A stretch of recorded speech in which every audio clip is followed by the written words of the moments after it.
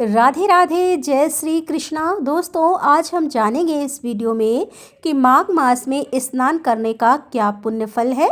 और देखिए, मैं आप पे ही छोड़ती हूँ कि जो लोग कार्तिक मास में स्नान किए होंगे वो जानते होंगे कि कार्तिक की महत्ता कितनी है। दोस्तों, केवल थंबनेल में ही नहीं लिखा है, सच में जीवन बदलने वाला होता है, जीवन परिवर्तन करने वाला होता है। यह माघ हो गया या कार्तिक स्नान हो गया, थोड़ा सा कष्ट होता है क्योंकि जब किसी भी प्रकार की तपस्या मेहनत आप करते हैं तो कष्ट होता है। लेकिन मैं आपसे कह रही हूँ कि स्वयं कह रही हूँ कि बहुत ज़्यादा पुण्य फल देने वाला होता है।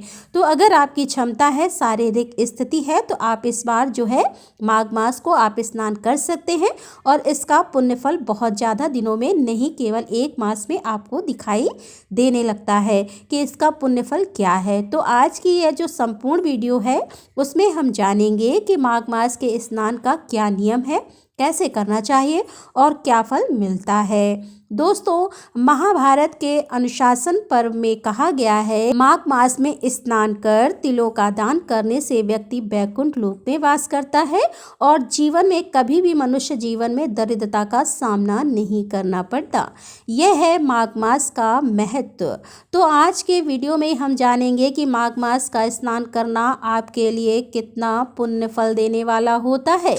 तो देखिए, जब भी हमारे शास्त्रों को देखेंगे तो जो पुण्य की बात आती है ना, वो कहा जाता है कि सूर्य ग्रहण, चंद्र ग्रहण में सबसे ज़्यादा जो स्नान दान का पुण्य फल हमें मिलता है।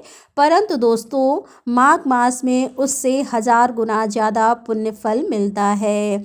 यदि कोई भी व्यक्ति माघ स्नान करे तो देखिए, नियम तो यह है कि जैसा कि आप सभी जानते हैं कि प्रयागराज में कि कल्पवास यानी कि जो गंगा नदी के तट पे रहते हैं ना, वहाँ पे रहना और स्नान करना बहुत ज़्यादा पुण्य फल होता है, पुण्यदायी होता है। परंतु हम सभी नहीं रह सकते, नहीं कर सकते, क्योंकि गृहस्थ जीवन है और इस जीवन को छोड़कर अपनी निजी जीवन को छोड़ के और हम लोग यह करने लगते हैं तो बहुत दिक्कत होती है। लेकिन ये नियम हमारे शास्त्रों में ही बताया गया है कि हम आराम से अपना जीवन जीते हुए कैसे माघ स्नान करते हैं। तो कुछ विशेष चीज़ें हैं जिनका कि पालन आपको करना है, कुछ विशेष काम है जिन्हें नहीं करना है, कुछ चीज़ें हैं जिन्हें नहीं खाना है। तो चलिए, आज की वीडियो में यही सारी विशेष बातें जान लेते हैं। और रही बात पुण्य की, तो वो दोस्तों, अगर मुझ पे इतना सा भी भरोसा कर रहे हैं ना, तो समझिए बस आप अपनी शारीरिक क्षमता देख लीजिए। बाकी मेरी बातों पर अगर थोड़ा सा भरोसा हो तो आप माघ स्नान करके देखिए, महीने के लिए इसे करके देखिए। जैसा कि आप जानते हैं कि माघ का स्नान शुरू हो रहा है 3 तारीख से, 3 जनवरी से, और पौष माघ मास की पूर्णिमा पर समाप्त होगा। तो आगे कब समाप्त होगा, वह पूर्णिमा पे, अगली पूर्णिमा पे समाप्त होगा। कुछ लोग माघ के अगले दिन भी जैसे कि प्रतिपदा से भी स्नान प्रारंभ करते हैं। तो देखिए, कर सकते हैं, कोई ऐसी दिक्कत नहीं है। लेकिन माघ स्नान करना है तो पूर्णिमा से, पौष पूर्णिमा से आप प्रारंभ करें, 3 जनवरी से प्रारंभ करें। और कौन कर सकता है, अब मैं बताती हूँ कि देखिए, माघ स्नान करने वालों को वैसे तो बहुत सारे नियम हैं। मैं बताती हूँ कि आपको पहले तो ये है कि भूमि पे शयन, तो भूमि पर शयन करना दोस्तों बहुत कठिन बात है। अगर कर सकते हैं तो ठीक है, गद्दा वगैरह डालिए और डाल करके अपना भूमि पर शयन करिए। लेकिन मैं साथ साथ अपनी भी बात आपको बताती जा रही हूँ, क्योंकि कमेंट में जो है लगातार ये भी पूछा जाता है कि आप इसको कैसे करती हैं। तो देखिए दोस्तों, मैं भूमि पे शयन नहीं कर पाती हूँ, तो देखिए दोस्तों, मैं भूमि पे शयन नहीं कर पाती हूँ, नहीं कर पाऊंगी। तो मैं जो चीज़ कर पाती हूँ वही आपको बताती हूँ। ये तो हमारे शास्त्र बताते हैं भूमि पे शयन, परंतु ऐसा संभव नहीं है दोस्तों आज के समय में। तो अगर कर सकते हैं तो गद्दा वगैरह डाल के भूमि पर शयन करिए। बाकी जो हो सकता है, मेरा मानना यह है कि जो कर सकते हैं वही करें हम, जितना नहीं कर सकते उन चीज़ों को छोड़िए और जो कर सकते हैं वही करिए। तो भूमि पे शयन होना चाहिए। अगली चीज़ है कि माघ मास में मूली का सेवन और यह जो गाजर का सेवन, मूली का सेवन मदिरा के समान माना जाता है। तो मूली का सेवन कतई जो है इस माघ मास में आपको नहीं करना है। क्या खाना है, तो देखिए, सृष्टि का पहला आहार तिल होता है। तिल का सेवन आप कर सकते हैं प्रॉपर। अगर माघ मास का आप व्रत करना चाहते हैं तो आप पूरे माघ मास का व्रत कर सकते हैं। माघ मास के व्रत का नियम यह है कि पूरे दिन आप फलाहार लेकर रहेंगे और संध्या को शाम के समय आप जो साधारण घर में खाना बनता है उसमें केवल आप लहसुन प्याज ना डालें, बाकी आप वह साधारण खाना खा सकते हैं। तो माघ मास के व्रत का यही नियम होता है। एक टाइम का भोजन होता है, अगर इतना कर पाते हैं तो नहीं, तो अगर आप नहीं कर पाते हैं तो आगे मैं आप बताऊंगी कि क्या क्या कर पाएँ। ये माघ मास का नियम है जो हमारे शास्त्र बताए हैं, उसमें यह बताना आपको ज़रूरी है। और देखिए, ये माघ मास का नियम प्रारंभ कहाँ से हुआ वो मैं बताती हूँ। देखिए, आपको पता है ना कि गौतम ऋषि की जो नारी अहिल्या थी, उनको छल से किसे चंद्र देवता ने उनके साथ दुष्कर्म किया। और जब यह बात पता चली गौतम ऋषि को, तो गौतम ऋषि क्रोध में आ गए और वो श्राप दिए इंद्रदेव को। और इस श्राप से बचने के लिए इंद्रदेव ने माघ स्नान किया, नियम किया, कल्पवास किया और इससे उन्हें श्राप से मुक्ति मिली। तो दोस्तों, तभी से हमारे शास्त्रों में कहा गया है कि जब इतना बड़ा जघन्य अपराध इंद्रदेव का क्षमा हुआ, तो हम सभी तो मतलब इससे कम ही अपराध करते होंगे, तो आप जो है इस कार्य को कर सकते हैं। और यह शास्त्रोक्त वर्णन है, वो मैं बता रही हूँ मैं क्या करती हूँ या कैसे आप उस नियम को पलट सकते हैं, कर सकते हैं, कैसे आप नियम देखते हुए और अपने अनुसार यह कार्य कर सकते हैं। सब कुछ आज के वीडियो में मैं बताऊंगी। तो जो लोग माघ स्नान करना चाहते हैं, देखिए, मूली का सेवन नहीं करना है, मसूर की दाल का सेवन भी आपको नहीं करना है। अब बात आती है कि ब्रह्मचर्य का पालन करना होता है इस माघ मास में। अब बहुत सारी बहनें हमारी घबरा जाती हैं, परेशान होती हैं और फ़ोन भी आता है कि दीदी इस बीच इस बात को भी बताया करिए।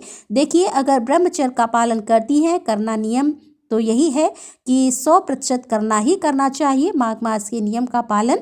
लेकिन अगर आप इस कारण यह व्रत छोड़ रही हैं क्योंकि आप ब्रह्मचर्य का पालन नहीं करेंगे, अगर इस कारण आप यह व्रत छोड़ रही हैं तो व्रत ना करें, आप केवल स्नान करें। ठीक है, तो आप यह करें, व्रत ना करें, व्रत करके आपको इस नियम का पालन करना होता है। और अगली चीज़ की माघ स्नान के बाद पूजा किसकी करें, तो देखिए दोस्तों, माघ स्नान करने के बाद सर्वप्रथम सूर्यदेव को तिल डाल के जल देना चाहिए। घृणी सूर्याय नमः या जो कुछ भी बोलना चाहें आप बोल करके सूर्य नारायण की पूजा करें। उसके बाद तुलसी महारानी की पूजा होनी चाहिए। तुलसी महारानी की पूजा के बाद आप भगवान श्री कृष्ण की पूजा करें, वासुदेव की पूजा करें, नारायण की पूजा करें। मतलब जिस रूप में आपको पूजना है, भगवान विष्णु को ही पूजना है। तो इस विशेष बात का ध्यान रखिए कि आपको माघ मास में भगवान श्री कृष्ण, नारायण, वासुदेव की पूजा इस मास में करना है। अब बात आती है कि कब नहाना है। तो देखिए दोस्तों, कार्तिक की अपेक्षा आसान है। जैसे इसमें सूर्योदय जो है लेट होता है, सर्दियों में चरम पे होती है, सूर्योदय लेट होता है। तो इससे आप क्या कर सकते हैं कि सूर्योदय लेट होता है तो आप जो है कि 6:45 पे आप लोग गूगल कर लीजिएगा, लगभग सूर्योदय हो रहा है, तो आप सूर्योदय से पहले नहा लें। यानी कि 6, सवा 6 बजे अगर आप नहा लेते हैं तो आपका स्नान माना जाएगा। तो यह ध्यान रखें। और देखिए, माघ मास में नहाने के बाद आप लोग हर दिन एक विशेष काम करिए जो मैं आपको बता रही हूँ। हर दिन कुछ ना कुछ थोड़ा थोड़ा दान का सामग्री जरूर निकालिए। आप थोड़ा थोड़ा आटा, थोड़ा थोड़ा चावल, मतलब थोड़ा थोड़ा जरूर निकालिए। उसके साथ थोड़े थोड़े चुटकी भर तिल आप जरूर निकालिए। तो यह कार्य आप कर लीजिए। और वीडियो पसंद आ रही हो तो लाइक करिएगा। चैनल को आपने सब्सक्राइब नहीं किया है तो ज़रूर कर लीजिएगा। और एक चीज़ और, अगर कोई परेशान है, आपसे अपना दुख बोल रहा है, तो उसे माघ मास का स्नान का यह वीडियो शेयर करिए। शेयर नहीं करना चाहते हैं तो मुझसे बताइए, लेकिन बताइए ज़रूर, कहिए कि स्नान करो। क्योंकि ना किसी रूप में अगर हम किसी का भला कर देते हैं ना, तो उसका पुण्य फल हमें प्राप्त होता है। तो यह कार्य आपको अनिवार्य रूप से करना ही करना है। टाइम भी मैंने बता दिया है। गर्म ठंडा पानी क्या होता है, कैसे करना चाहिए, यह मैं पूर्णिमा की वीडियो में बताई हूँ। तो पूर्णिमा की वीडियो ज़रूर देखिएगा, उसमें मैं बताई हूँ कि गर्म पानी या ठंडा पानी कैसे स्नान करना है। अब देखिए, माघ मास में जो विशेष दिन आता है, जैसे मकर संक्रांति आती है और विशेष दिन आते हैं, तो इस विशेष नियम का पालन आपको अवश्य करना है। माघ मास का जो स्नान कर रहे हैं उनको कम से कम इन 2 एकादशियों का व्रत करना चाहिए। और ये अगर एकादशी का व्रत नहीं कर पा रहे हैं, नहीं करते हैं, तब भी अगर आप एक यह नियम लिए हैं कि आप माघ स्नान कर रहे हैं तो एकादशी को आप फलाहार कर ले, वो व्रत करना ही हो गया। लेकिन आप एकादशी को फलाहार करें, अन्न का सेवन आप ना करें, क्योंकि माघ स्नान का यह विशेष दिन है। इस दिन आपको इन नियमों का पालन अनिवार्य करना है। देखिए दोस्तों, कायदे में से कम पूरे माघ मास में एक दिन आपको गंगा स्नान किसी भी दिन आपको करना चाहिए। अगर संभव है कर सकते हैं तो आप माघ मास में एक दिन जाकर गंगा स्नान जरूर करें। माघ मास के जो संक्रांति होती है, इस दिन अगर आप एक कटोरी बनी हुई खिचड़ी का दान करते हैं तो आपको दरिद्रता से मुक्ति मिलती है। तो ऐसा आप अवश्य करें।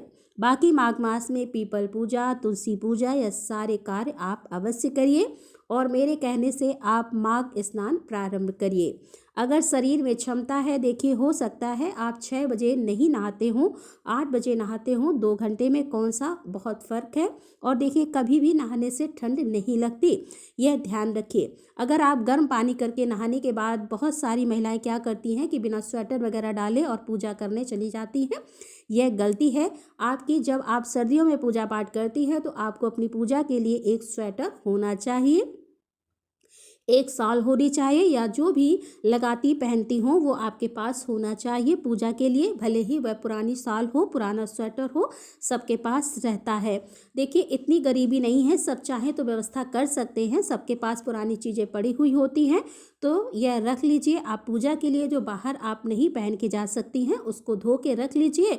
और उसको तो गलती मत करिए, बहुत लोग घंटों घंटों पूजा करते हैं और उसी तरीके से अपना नहाए, बाल में से पानी टपक रहा है। इस तरह अगर आप बाल आपको धोना है तो मैं आपको बताती हूँ, अगर आपको बाल धोना है तो पहले तो आप बाल धो लीजिए, बाल धो करके अच्छे से सुखा लीजिए और सुखाने के बाद तब जाकर पूजा करिए, क्योंकि यही सब चीज़ें ना हमें ठंड लगती है और हम सोचते हैं कि हमें नहाने से ठंड लगती है। नहाने से कभी भी ठंड नहीं लगती। लेकिन दोस्तों अगर आपको बहुत कठिन लगता है तो रहने दीजिए, मैं किसी पे ज़बरदस्ती तो कोई चीज़ थोप नहीं सकती हूँ। लेकिन हाँ, अगर थोड़ी भी शारीरिक क्षमता है, कर सकते हैं तो करके देखिए, आपको बहुत ही लाभ की प्राप्ति होगी।